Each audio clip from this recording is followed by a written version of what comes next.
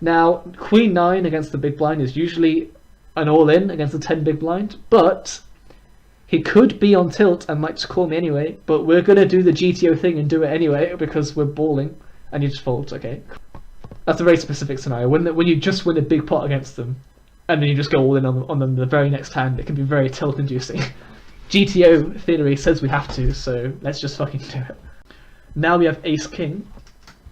It's pretty, we're pretty happy to get this in. We're going to try the min raise, because that's what we do with all hands. And hopefully this guy just shoves and we call. Okay, they just fold. They're still being very tight. The stats here now say I've got a VPIT of 31% with a pre-flop raise of 28%. That's pretty laggy to me, but that's not how I usually play. That's just because everyone else here seems to be playing really tight, and I've just been trying to take advantage of it. I think I did flop straights like twice in this tournament, which is obviously very lucky. But apart from those, I still think my chip stack would be very healthy. Not as healthy as now, because we did have like straights and stuff. But even if we didn't make those hands, I think our chip stack would still be quite healthy with the amount of stealing we've been trying to do, trying to take advantage of our opponents. If they were being less tight and more active, we'd obviously be more tight. Because they're folding too much, we can just do that and get away with it. We might end up finishing in the money, and we're going to put a... Oh, it's not even a 50 cents, it's $1, isn't it? And we might even be able to say that we received. Let's just, in the money percentage of 100%, we're just balling. Every tournament we enter, we just smash it. You do have to run good sometimes to win tournaments. I'm currently in second place. A chip stack of 8,000 chips is usually enough to get you to the final table at this stage. So when you get to the final table in this kind of turbo, it's not turbo, is it? In this kind of 45 player sit and go, 8,000 chips will be around 10 big blinds or 8 big blinds, depending on what the blind levels are. And a chip stack like that would usually healthily get you in the money. If you just folded every single hand now until like you just get blinded out, you'd probably finish in the top 7. So with that in mind, there's slight ICM pressure, but again, not changing too much about my game. I'm just going to be a little bit more risk aware. With kings here, it's pretty easy. We just raise and hope to get someone all in, and hope that they don't have aces, basically. Because we're doing well against every other hand, as I'm sure you guys know. Even against like ace-king though, ace-king wins against kings 30-something% of the time. I think it's 35% of the time ace-king will win against kings, so...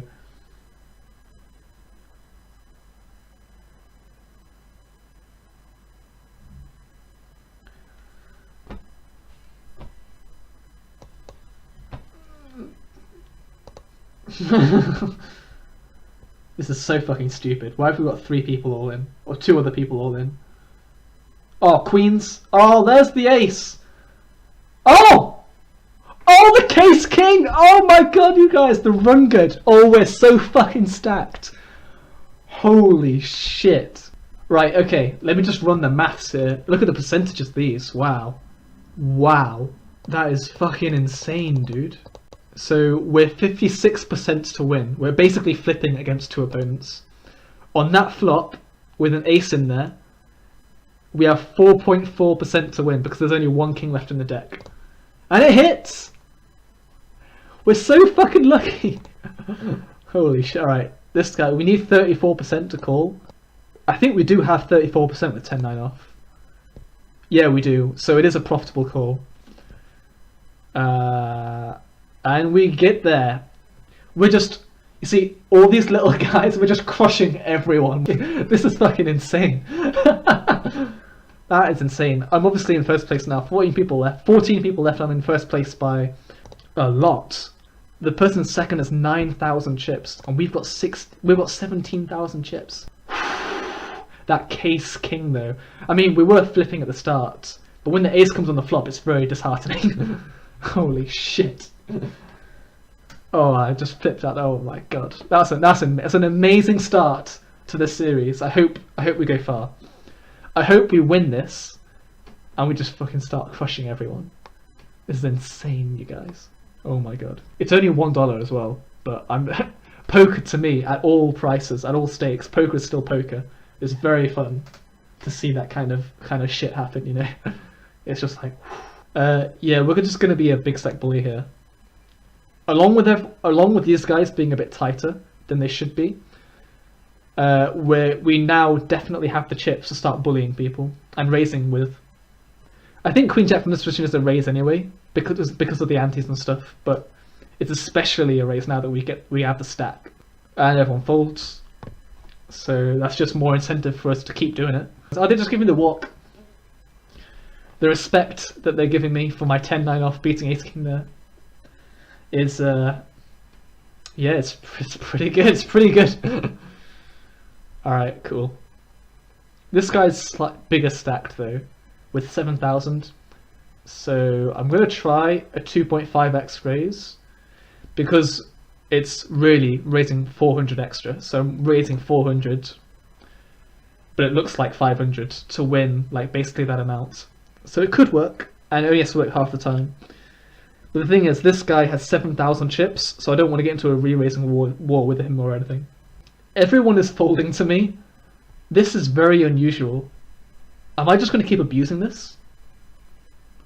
Like, surely they're gonna catch on. Surely they're just going to re-raise me at some point. Jack 10 is obviously a raise. Now my VPIP stats make me look like I'm a fucking maniac. I'm raising like almost every hand. Well, that's an exaggeration. I'm raising 35% of hands. We're not going to get folds very often from these two guys. I don't think. Just rather check and keep our equity alive. Right, there's 2,000 in the pot to win. Our equity against something like Ace Queen, like 2-pair, or even a set, is going to be really high. I'm debating whether we just call or whether we raise him. Because what are we representing if we raise this turn? That's an unfortunate river.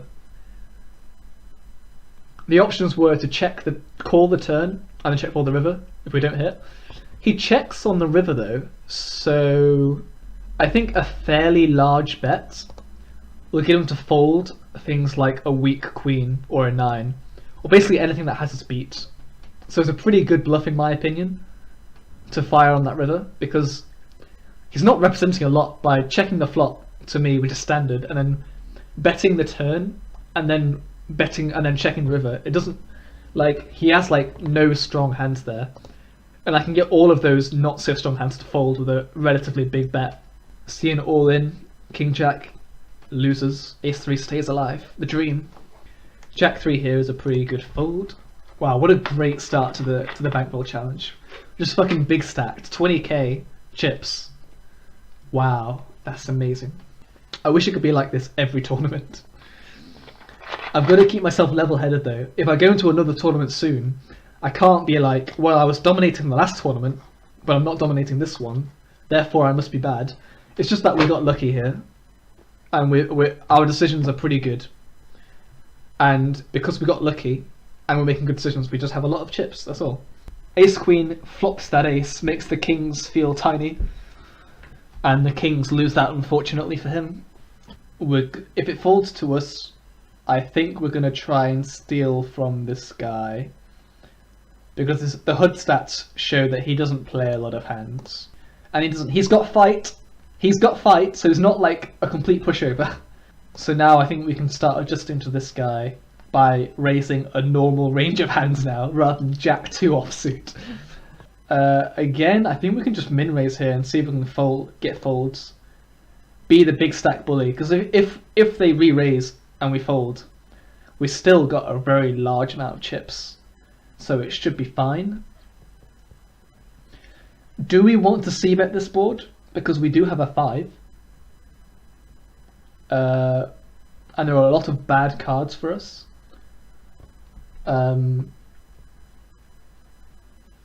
It's close between checking and betting. I'm going to elect to check, because I don't want to take... This guy does have quite a healthy chip stack.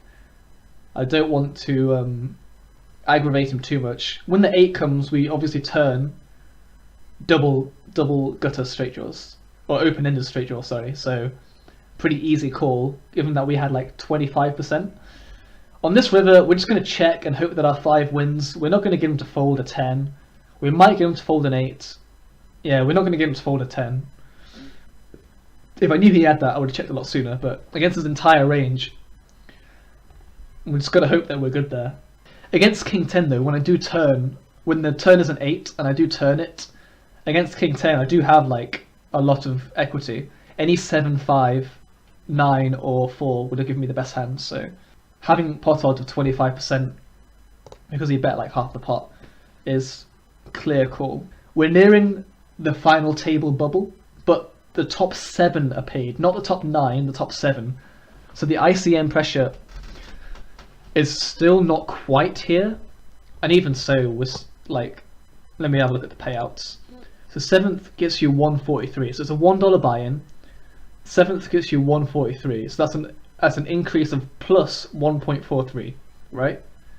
Because if you came 8th, you get 0, and 7th you get plus 1.43. 6th is plus another $1, it's 245.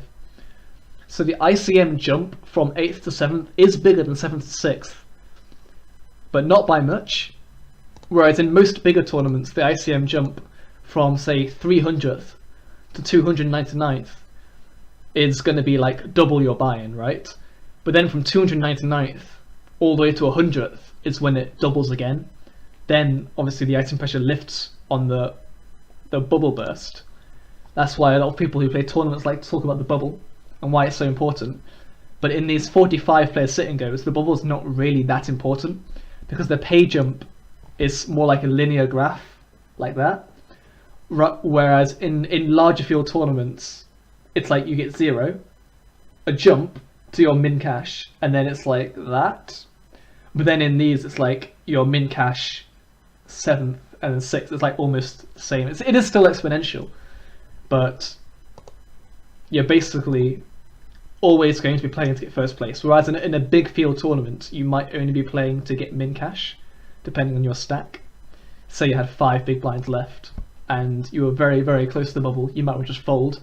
But in this 45 player, if you had 5 big blinds and you were 8th, you probably still want to be very risk aware. So, don't know why I started rambling about that, to be honest, but I don't know. I was just thinking about ICM considerations because I've got such a big stack. ICM doesn't really apply to me. It means that I can abuse the other people, and I think a lot of people playing these sit and goes overestimate the bubble worth, and they do tend to be a lot more tight around the bubble where I don't think they should be. And because they are being very tight, I can treat it like a normal tournament and be a big stack bully at its finest and just keep raising, basically, because they feel like they have to fold to make the bubble.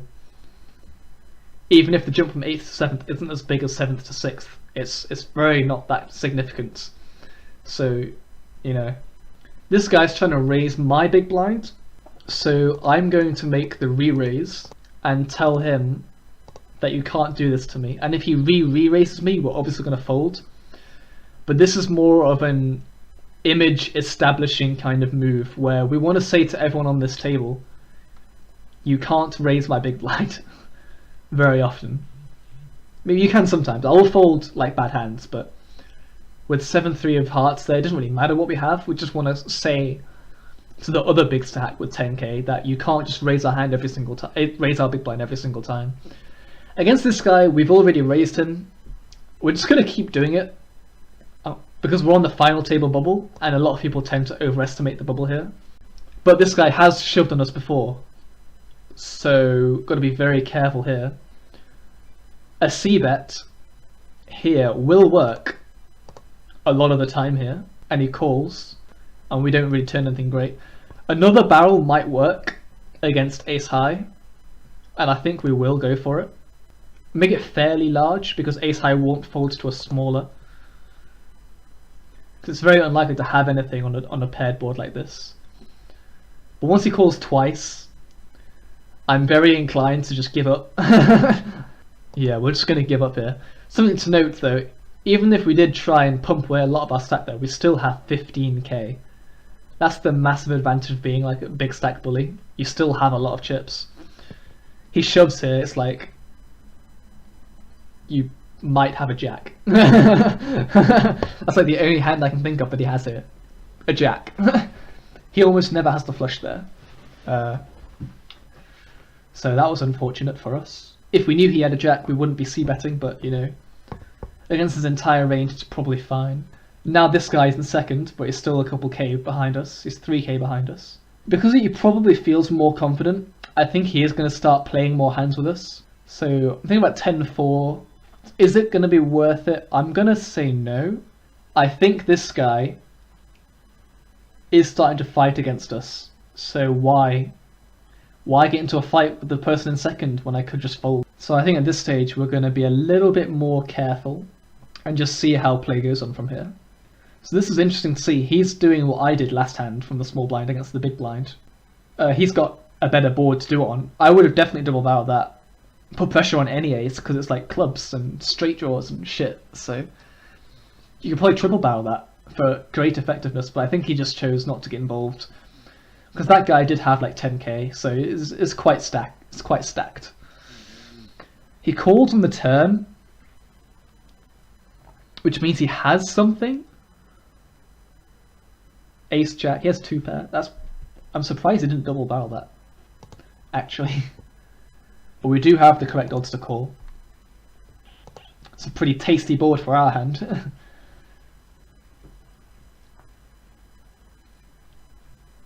Yeah, we're almost definitely going to call this. Thinking if we want to raise this, it puts a lot of pressure on his entire range. Because he won't have much, unless he has a set, he's not going to have much here. And we're going to continue with our story that we flopped something huge. And bet this, threatening, we might not, but we're threatening to go all in on the river with this bet. This bet sizing says, if you call this, I'm all in on the river. And also this king is quite an interesting card, because it doesn't really help our bluffing range, or our value range, because, like, if we had, say, ace 10, we wouldn't be barreling again, but then ace 10 wouldn't be raising on the flop in the first place. The king being like kind of irrelevant in that case. So telling the story there is pretty good. And obviously we could hit the club as well, but yeah. In that case we didn't. We just dealt with the situation at hand. And we bullied him into folding, which is pretty nice. Still 10 people left. Everyone's being very preservative of their stacks. This guy's not there. He's getting it. It's the second time he's gone all in, and he's just getting the folds. He knows. Yeah, he's just fucking going at it.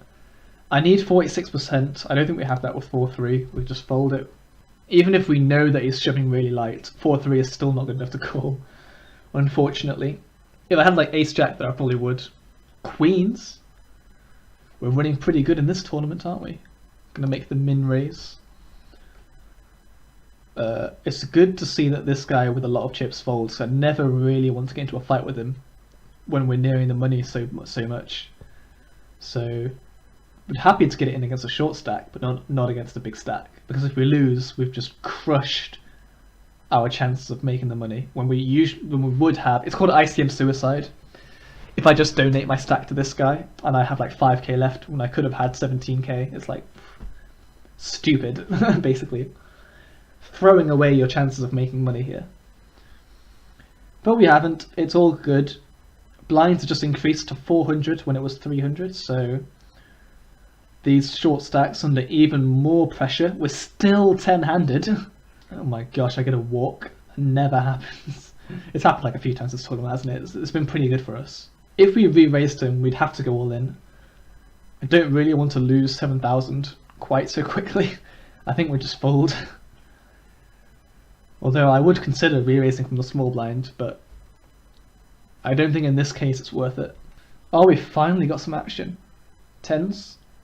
Tens? Tens get there. Oh, we're basically at the final table now. This guy's got 155 chips. He's most likely going to be eliminated. That being said, this guy raises anyway. Just gonna let them get on with it, I guess. I do have the correct odds to call, so I will. I got like 20%. I was like 4-1. Now we just fold. Oh wow, queens against queen 3. That's pretty cool. Oh, See that river? If I knew that river was coming, I would definitely have called. Oh, we're finally at the final table.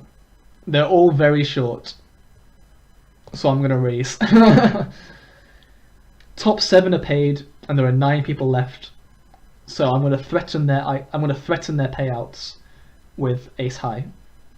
The final table background has come in, and we're still the big stack. This guy has been moved to our right when he used to be on left, which is good because we've got position on him for most of the hands, and we're going to keep an eye on him. He seems to be quite threatening. See, all the short stacks are on our left, which is kind of good. We want to put as much pressure on them. If we're on the button or if we're on late position, the people in the blinds will be the short stacks, so we can steal from them really profitably at this stage in the tournament. The time it doesn't become profitable is when they start to become manic and very risk heavy because they have so few chips. But then it's like they have so few chips anyway, so you still got the same strategy of widening your range. So these guys have like 6, 5 big blinds, 10 big blinds, and I'm the big stack at 46 big blinds, which is very deep for this kind of tournament.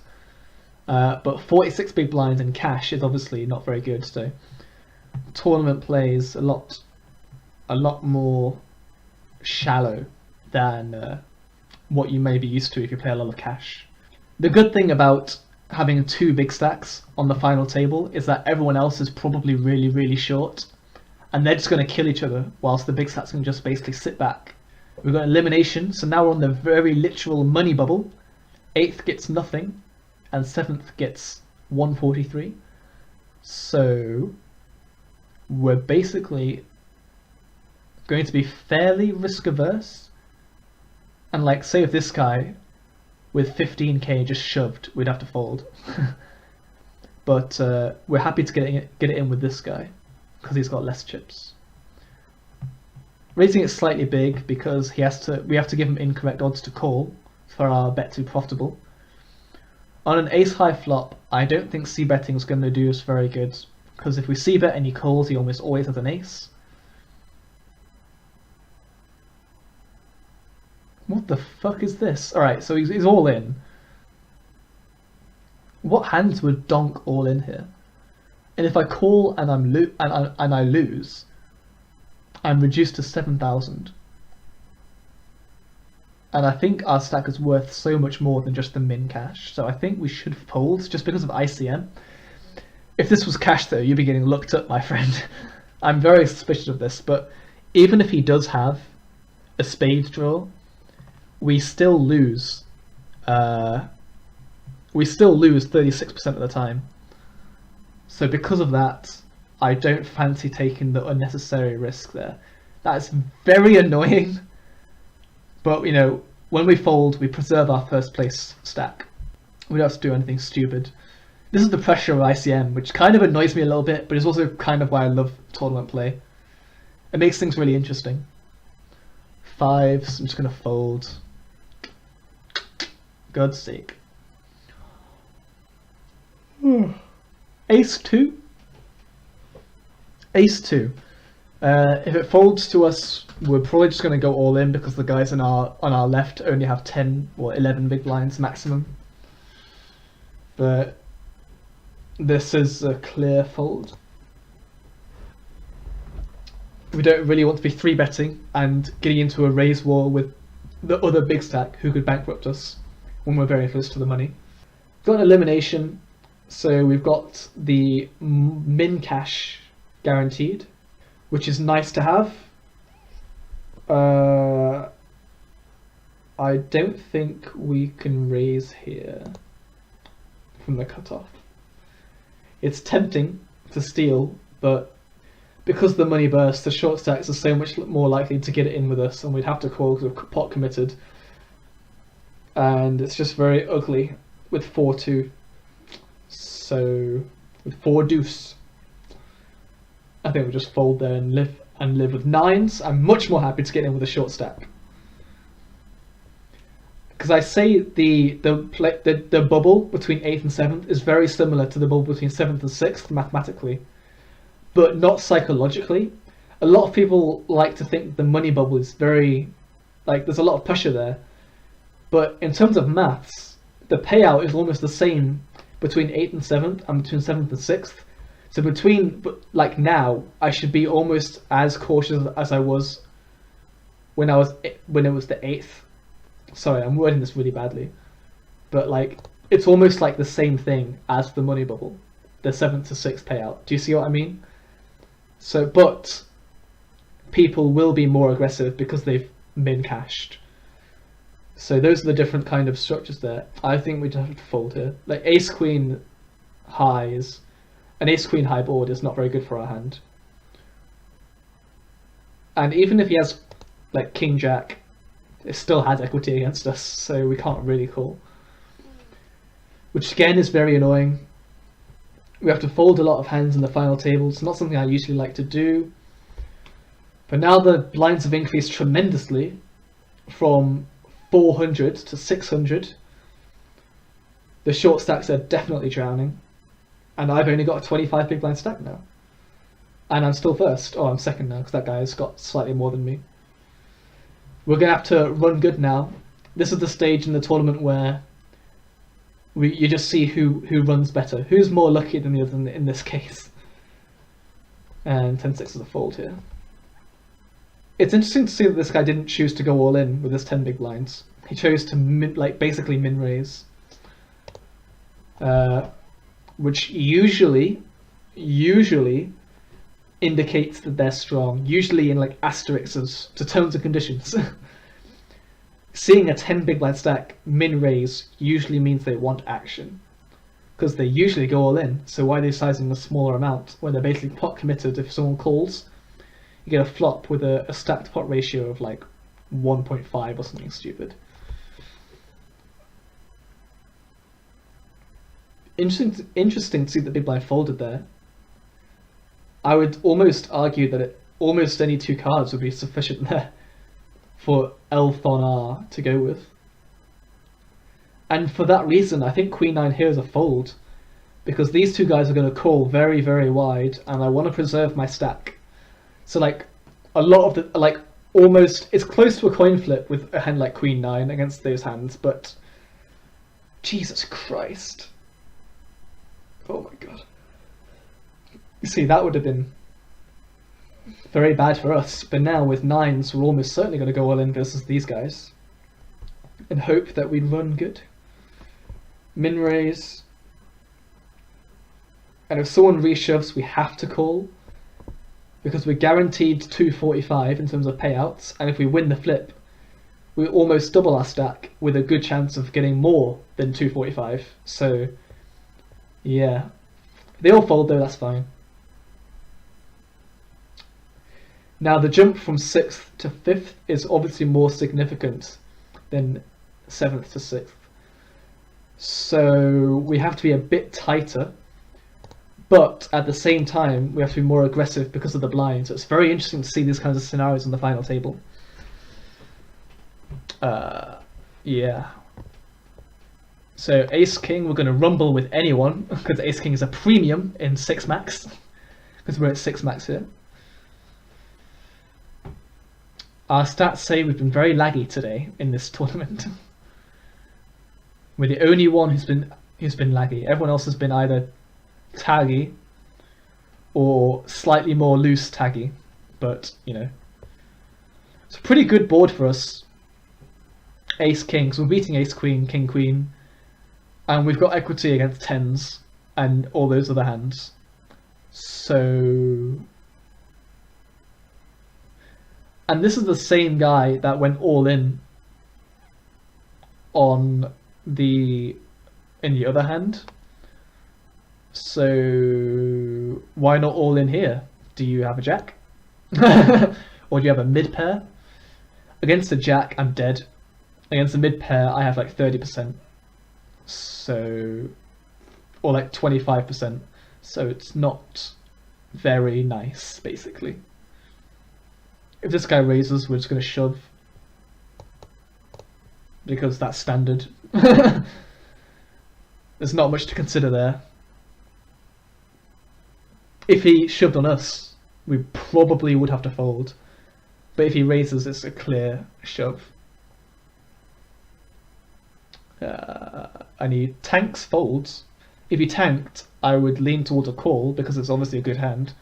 And blind v blind, any decent hand is good enough to go all in with. So there's that. Ace queen, we're happy to rumble with anyone because it's 6 max and there are antes, and we want to be as aggressive as possible. We want to be the last person to go all in so that everyone else can fold. Kind of like here. Because they kind of have to fold to make the higher payouts. So that's why being aggressive here is very rewarding. But we don't want to be too aggressive and go with 9-3. So there, yeah. How to play poker, guys. I think it's a bit too weak to go all in with and try and steal. Also, something interesting that happens on the final table is the antes get smaller. Like, it's 600, 300 blinds with a 50 ante. That is like really small compared to what they usually were in the earlier stage of the tournament. So it actually makes you play a little bit tighter because you don't get rewarded as much for being loose, which is quite interesting. Something I kind of didn't notice when I first joined. Alright, we've got all-ins, Queen Jack versus Kings, and Queen Jack is eliminated, so now we're guaranteed 5th place money. And our once huge stack is becoming more like an average stack now, because everyone else is winning and taking all the short stacks money. So now we're kind of starting to become one of them, which is not necessarily a bad thing, but I'd like to be higher than everyone else. That's a good flop for us. See that with our entire range here, but because we have a king, it's like very easy. That was a snap call because, oh, you gotta be joking. Oh, fuck off. We were coin flipping, but that is just annoying, man. Because when he shoves on us, he's never strong, so it's a snap call with king queen. And we were flipping. If I lost the flip, then we're here. If I win the flip, we're in a commanding position to win. But because we lost and we're in this reality, we have to be very risk heavy now and take these ridiculous king sixes to the flop turn river. And we lose. Unfortunately, we only get 5th, but that's still 5th place is still a very good finish for a tournament. I feel like I should have got higher, but we did end up losing that flip right there with the ace-9 suited. We had king-queen, but that's poker. What can you do? You can't really fold when he shoves like that. You're getting too good a price to call. So even if I knew I was flipping, it's still a good call, and had to take it. The stacks and everything, all things considered.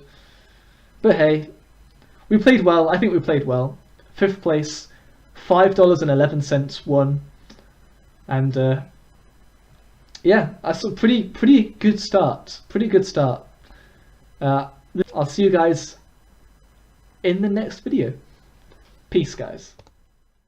Hi guys again. I did say that I'd see you in the next video, but like real quick, I forgot to do this, and so let me just fill this in for you real quick, because we finished in the money, and it wasn't a min cash, but it wasn't a great cash either. I said 511. I got mixed up between 5th place and the number 5 and 511. I only won 368, so I spent $1, won 368. So it's a profit of 268 for one tournament. That's still very good. It's still better than average. Given that we will lose most of them, this is quite a nice way to start. So we'll put it on the light green, and we received. So we received. Oh, we can't put the dollar sign. We've received 368. Yep. Let me just double check that it is 368 exactly. It is 368 exactly. So our P/L, which is something I forgot to put in there, our profit/loss, will obviously be equal to that minus our buy-in, 268, and we're going to spread these down for all the later on when we do more turns. I'm going to spread this down, so spread this formula down. Finished 5th, I want to put that here instead. Actually, I don't want to put that here. There we go. So we're going to have the colours on the actual like money. That seems good. And I think here, if we place in the money, I think we're going to colour code it blue. Yeah, blue looks good. Light blue and then red for everything that's not in the money. So that when I fill this in and I come to check, I can just count all the blues and all that kind of stuff. So, yep, calculated correctly. Everything's working fine. So we bought in for $1, sit and go, 45 minutes, we came 5th, 7 days paid, we got that, so our profit loss was this. And let's just say it was, yeah, if it was minus, it would put the minus in front, so this is good. This is very, very good. Yeah. Awesome, guys. I'll see you guys in the next video. Just wanted to show you guys this, yeah, I just want to show you guys that I will be trying to update the spreadsheet every single tournament or cash session I do. So, yeah, I'll see you guys in the next video.